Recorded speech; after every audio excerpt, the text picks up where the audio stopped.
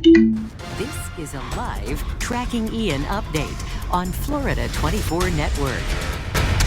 Hello and welcome to Florida 24 Network. I'm Jennifer Dela Cruz. It is 2 p.m. Eastern, and if you're joining us over the air on WHGT, thank you for joining us. You've been watching our continuing coverage on Hurricane Ian. And this is the scene in Orlando, and it's striking. I mean, it's stunning. I've never seen anything like it. Winds from the northeast. Give me 1 sec.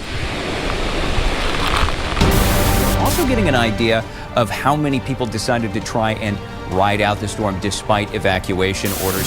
It's just absolutely crazy right now. We've been getting these wind gusts of over 100 miles an hour. That is how quickly these winds go from what was maybe 70 miles an hour to easily could be 100 to 110. Right now on Florida 24 Network, Hurricane Ian, a historic storm, forever changing our state. Lives lost, homes destroyed, shorelines left in ruin, families still feeling Ian's impact. Whole childhood, neighborhood is gone.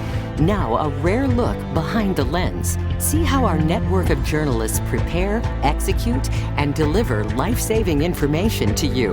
So we're trying to get a SAT truck down here so we can go to some of the other hard-hit areas. Before, during, and after the storm, we're still right here for you. This half hour, journey with us behind the lens from the vantage of our crews as they discover the devastation, the resiliency, the compassion, the hope, and the determination to rebuild life in Florida.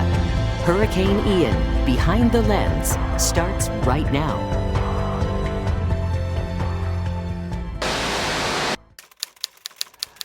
Rolling? All right. My name is Dennis Phillips. I'm the chief meteorologist here at ABC Action News, and I've been here since 1994. So Ian was one of those storms that unfortunately the forecast changed. Let's say you're driving down the road and you're holding your steering wheel, right? You make a little bit of a turn like that, 20, 30 feet down the road, you might only move this much. But 100 miles down the road, you'd be in another state. Expect the unexpected. The forecast can change any moment, even though you have the best of the best forecasting these things. We have, Dennis Phillips and meteorologists all over Florida. We have the National Weather Service. They are the cream of the crop when forecasting these things. But of course, it's still not an exact science. Ian was one of those storms that, well, do we stay? Do we go? We start with looking at where we think the storm is headed and preparing to make sure we have crews in the places that the storm is headed and along the path of impact. So we started in Tarpon Springs, and then we just tracked the storm all the way south, and we finally ended up in Venice. Yeah, and then even Fort Myers after that. Yeah. So Fort Myers. They sent us all over the place. The first location where I was set was in Tampa. We then made our way south to Arcadia, and then the last place that we visited was, of course, Fort Myers. And there, the devastation, they are still recovering. That is going to take weeks, that's going to take months, probably into the new year. I'm actually from Florida. I grew up in West Palm Beach, South Florida, so I've lived through many hurricanes my whole entire life. So hurricanes itself did not make me nervous. Covering a hurricane in a newsroom, that's a different story. Everybody dedicated themselves. Everyone was staying either in the station or somewhere close to where they are covering. So I slept in one of the conference rooms upstairs. So we had a station full of air mattresses and people staying here, and we had hotel rooms all across our viewing area where people were staying safe, but were also staying in the middle of the storm. For me, the biggest thing I want to focus on is what is the most concerning thing that has to go out to our viewers. What do they need to know right away? And that's basically what we do when there's a hurricane. I think a good message for our viewers is that you can never be too prepared, right? And I think, again, never take anything for granted. I think if there's anything that Ian taught us, it's that we really don't know. Mother Nature has a mind of its own. People have lived there all their life, and they're like, you know what? I made it through Charlie. I made it through Wilma. I made it through Irma. I'm gonna make it through Ian. I think that's the mindset from a lot of folks. And again, if anybody gets anything out of these conversations, look at the video with Ian. Look how high the water went. And if you're right on the coast, you don't have a prayer. You just don't. I remember talking with Katie. She was in Orlando, and that wasn't even an area that was initially hard hit. But once the storm continued to move across the state, Orlando had historic flooding, and those floodwaters were rising incredibly quickly. Katie Legron was out there. We were doing talks with her every half an hour or so you could really see how it was changing pretty much in real time. Right. As we were making our way back, there were people outside the house. And so there's Jeff and his crew member. Just jumped out of the boat and That's the mom. So you're watching this happen. I'm actually holding on to my photographer so he doesn't fall back. We came upon this one area en route to another area, and we started to see some emergency vehicles. And so we did what journalists do, which is start poking around and get nosy. And I said, wait, what? People are trapped in their homes? And they said, yeah, we've been doing rescues all morning, and now the crew's making its way to this side of the neighborhood, this particular neighborhood. And this neighborhood was underwater. I mean, there were, it was like 6 feet. I mean, fences were covered, parts of mailboxes were covered, homes were like halfway, submerged. That boy was just holding. That's right, with his little mom. Dog, and you could see I swear you could see water dripping off of his nose, and his hair was wet, and you could just tell that he had been sitting in a flooded house for God knows how long. Right, and you think about sort of what they were going through and why they made the decision to stay. And your heart just breaks that these are people who they didn't want to leave their homes. And I thought I could see myself being one of those people who, despite being told, hey, you should leave, wanting to stay because this is your home. These are your belongings. This is everything you know. And I felt like that only registered after the fact because it was, you're just so focused on watching them leave that you don't have the minute to understand and to sort of reflect on why would they stay, and understandably why they did stay.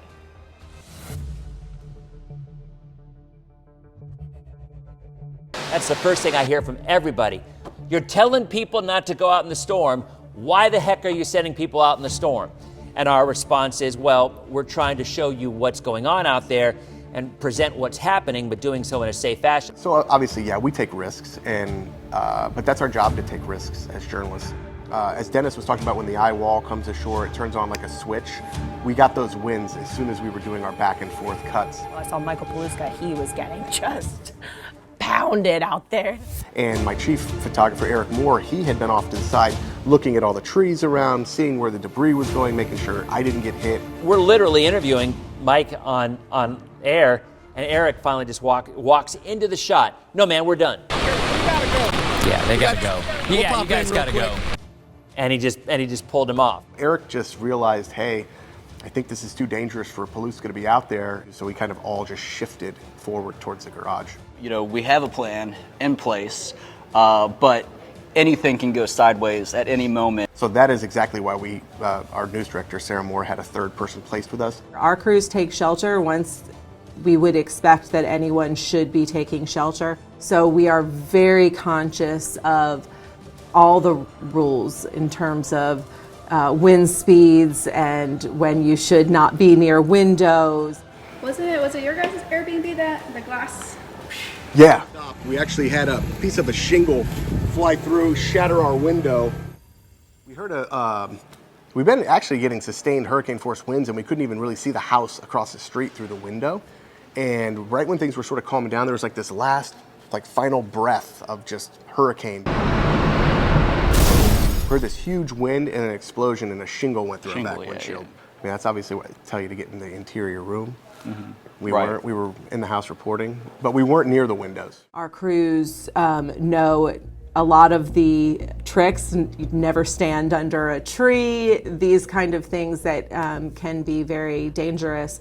Our crews go through this process. We have trainings on this. We do that long before storm season even hits. Not only am I watching out for him, he's watching out for me because I'm walking backwards through these crowds of people or through debris. So I have to shoot back towards Michael. So my back is towards anything coming at me. So then if we're about to hit a railroad track or a sign or a tree or power line or something like that, I think there's a time when you yelled, get down. So. And you got that. You know, if I have to jerk the camera around 360 degrees to get a different shot, that's what it is, and I can trust. I'm not afraid to say, Katie. Yeah, you got me. You got me. You right, got me. Right. And in that moment when things are so fluid and moving so quickly, I've got to watch out for him. I think there's a dance. Yeah. Sort of you do. You know, I mean, it's your team. That we learn, right? Yeah, that you we've learn it learned as over you go, time. Like you know? I sort of know, I know instinctively where his eye is drawn as a photographer, and he knows in return sort of how I dance as a reporter, and that only develops over time.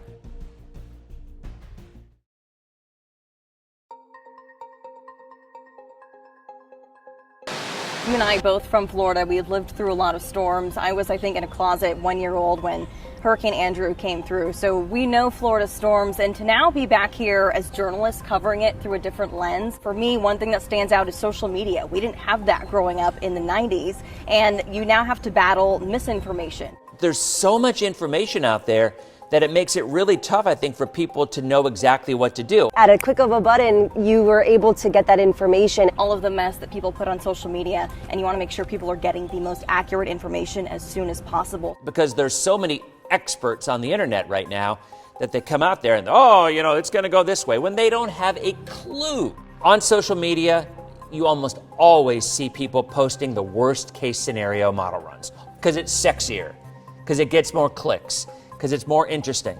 But the worst case scenario rarely happens to any given spot. There are pros and cons, but social media can be a really great way to spread information, correct information quickly. We depended a lot on social media, especially when it came to like reaching out to those small communities that we couldn't get to in time. A lot of times we're checking that social stuff. We're checking Twitter, we're checking Facebook. And it has been such a tool, such an asset, especially during Hurricane Ian, to be able to utilize and to just see what's out there, because again, we can only do so much. You, the viewer, you're the ones being the real photogs here. You're capturing those raw images that we can't get to in time. Social media will help people prepare more in the future because there's so much more media out there. We have so much more proof of how strong these storms are. It's been a game changer, especially during hurricanes. It has revolutionized the way that I get information out there. But when I've got 500,000 people on a live stream and they all want to have an answer as to where's the storm's going to go, and they want to know in their house, I can only look at so many questions at one time.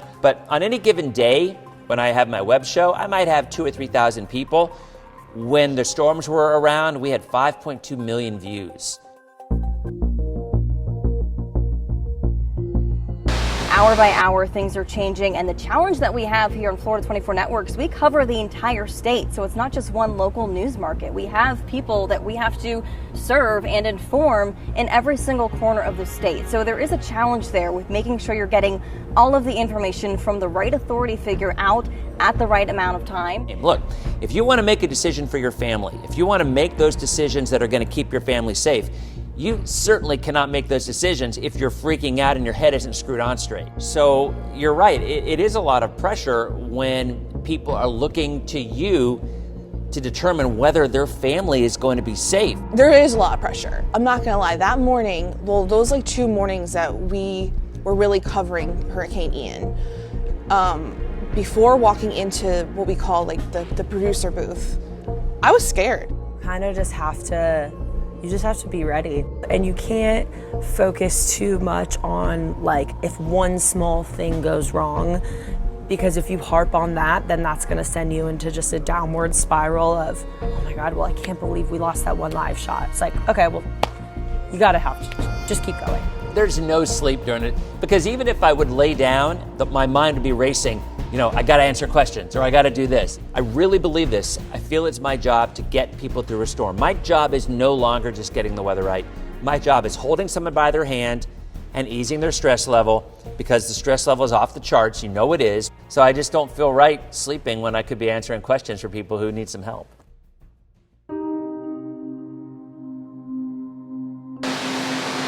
We're so ingrained in our brains when we're in this building, like this is what we're supposed to be doing, but then like we also obviously have lives outside of here. That is a very tough part, I think, for all of us in the news industry. We have to go in at a time where we also have our families in the line of a storm as well, and that is something that every single one of us deals with. If you're doing your job and the whole time you're worried about where your family's gonna be or if they're safe, you're just not gonna be doing the kind of job that you could. Well, for me, it was super stressful because I have a newborn at home and then a 2-year-old and my wife. I basically forced my family to evacuate for this, kind of not knowing where this hurricane was gonna go, because I know I couldn't focus on my job and helping the community if I needed to know they were safe. That was really stressful, so I just had to, when I was on live TV, I had to do my job there. I had to put that mom hat aside and put that producer hat on. So you just have to juggle it, but knowing that they were safe in Orlando, I was able to do whatever I needed to do for my job. I think that you don't get into this business if you're not willing to leave when you need to leave. In my world, I've got 2 young boys. We ship them off to Grandma and Grandpa. My husband is also in the business. He was out in another location, and we didn't see each other for however, when I saw him was when he was reporting on TV or when I heard him in my ear that morning, because I didn't know when I was going to see my kids again. And I have a necklace with a charm for each of their initials, and so I put that on, and that was kind of my little safety net to keep myself safe. And you just have to make sure that everything's buttoned up, and I don't leave the house, I don't leave for coverage until I know that the house is where it needs to be, I know they're going to be somewhere safe, all that stuff. It's a balancing act. This storm was very personal to both of you. It hit places that were very important places for you in parts of your lives. Good morning. We're down at the Tarpon Point Marina in Cape Coral, and it looks like a literal boat graveyard. I used to live in Fort Myers. I spent 6 years of my career here. This place is home to me. I just don't know. I've never seen anything like this before in my life. It's surreal.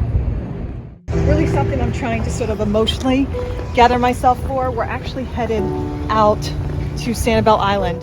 And, Sanibel Island to me personally is a special place. It's a place where my husband and I dated. It's a place where we would frequent all the time. It was actually one of the first places that I went to when I moved here to Fort Myers as a beginning reporter. And Sanibel is just that place for us. It's a refuge. It's a place where we go, where we feel like we're a million miles away from civilization, and we're just a couple of hours from home in Tampa. We're gonna see what we see on Sanibel Island, and we know that it's not gonna be pretty. We know that it's gonna be really hard. So we just arrived on Sanibel Island, and Katie's walking right in front of me. We are on a road. I don't know what road it is. I don't know where we are right now. We're supposed to be right near Casa Ibel, and now we're walking through the middle of, it looks like Armageddon. To see it like this it's just sad. There's just no other way to put it. I was devastated. I was just devastated. It's funny when you think about it, because like Sanibel is a very special place to her and Paul, and then Fort Myers Beach is a very special place to me and my wife. I proposed to her on that beach. We got married at Pink Shell. My whole life pretty much started on that beach. Sanibel is that place to me and my husband and our family. My dog's name is Sanibel. After Sanibel Island. It is one of my favorite places. And I remember even looking out at the island, and as bruised and ruined as it was still beautiful to me.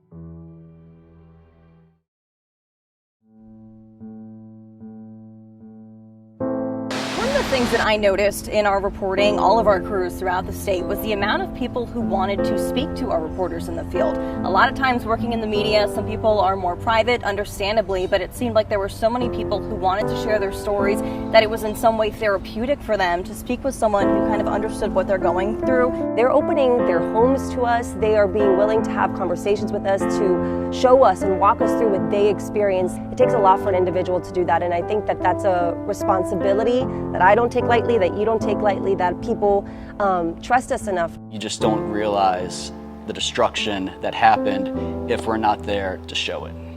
Yeah, I think that's the reason why we're there. One is to cover the storm, but more importantly to help raise awareness about the people that they've lost everything. Talk about clothes, you talk about goods, you talk about family heirlooms, antiques, all gone in an instant. And you have to think to yourself, what does somebody do in those circumstances? How does somebody recover from this?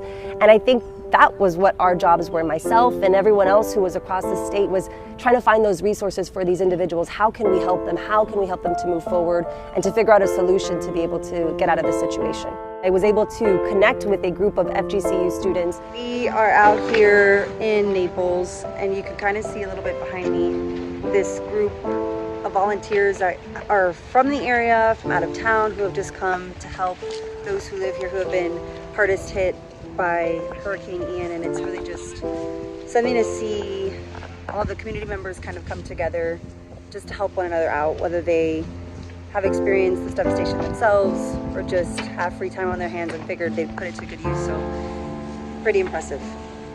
Out of the goodness of their own hearts, spent every single day after the storm banding a group of individuals together to go to different communities throughout the area to pick up debris, to pick up any damage left to homes, to help in whatever way that they can. People who are setting up just in their backyard, places where people could come and get water, get ice, get food.